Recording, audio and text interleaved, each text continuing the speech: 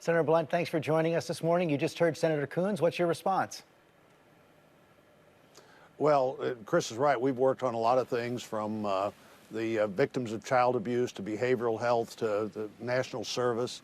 We're going to continue to find ways to work together. One of the great things about the Senate and the Senate rules, which I think if we maintain the majority will continue to be the same, is you have to reach across the aisle. You have to find in almost every Senate somebody on the other side to get things done. That's a good thing. Senators are inclined to do that. And you know, where we are now, I think, George, it's kind of like that movie Analyze This, where the key phrase was, it's a process. There's a process here that we need to go through. I think both Vice President Biden and President Trump benefit from that process working its way totally through the process. You know, actually, the media can project, but the media doesn't get to decide who the winner is. There's a canvassing process that needs to happen. I said on Friday, I thought it was time for the president to turn this discussion over to his lawyers, time for the lawyers to make the case that they have, both in court and to the American people. And then we're going to have to deal with those facts as they're presented. That has to happen, and then we move forward. Let me stop you right there. Let me say one other thing. Okay. Let me say one other thing. Go ahead. Well, Senator Murkowski and Senator Romney have both.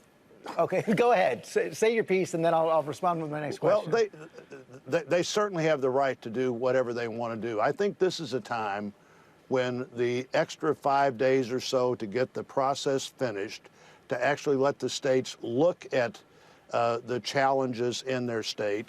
Yeah, this is a close election. This is closer than anybody thought.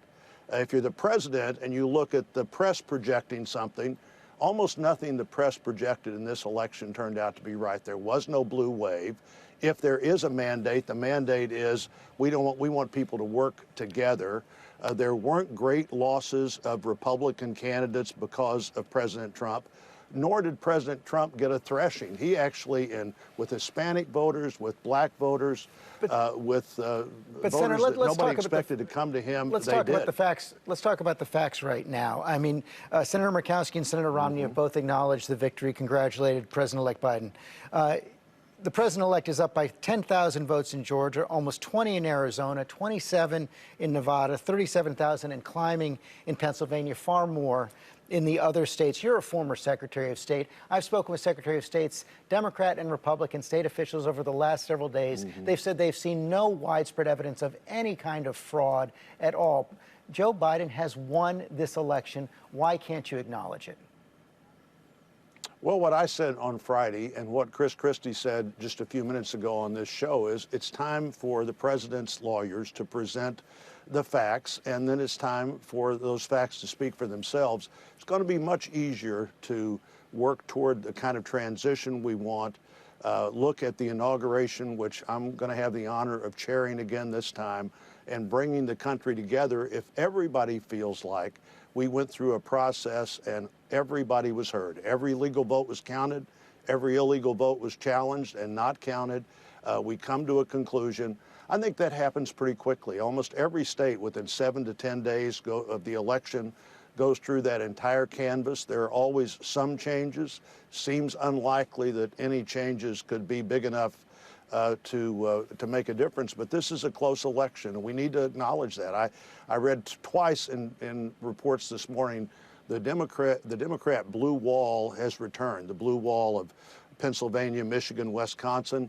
The blue wall is at best a blue speed bump now. This is a competitive country. There is a message to whoever the next president is to work together. I look forward to the president dealing with this however he needs to deal with it. I thought Vice President Biden did a great job last night talking about where the country wants to head. And one way to do that is to finish this election the way it deserves to be finished. You're chairman of the Rules Committee right now, in charge of the inauguration, as you said. Are we going to have anything like a normal inauguration given the pandemic? Well, we're going to decide. You know, we're planning for a normal inauguration, the 6-person committee, 3 senators, 3 House members that I chair. We're moving forward anticipating an outside full-scale inauguration. It's easier to scale back than to scale up. and we're going to be talking to people this week about that very topic, and hope that the person who's sworn in on inaugural day sees it as a great day, even though what happens at the Capitol is up to the Congress to decide. The president-elect is our guest that day.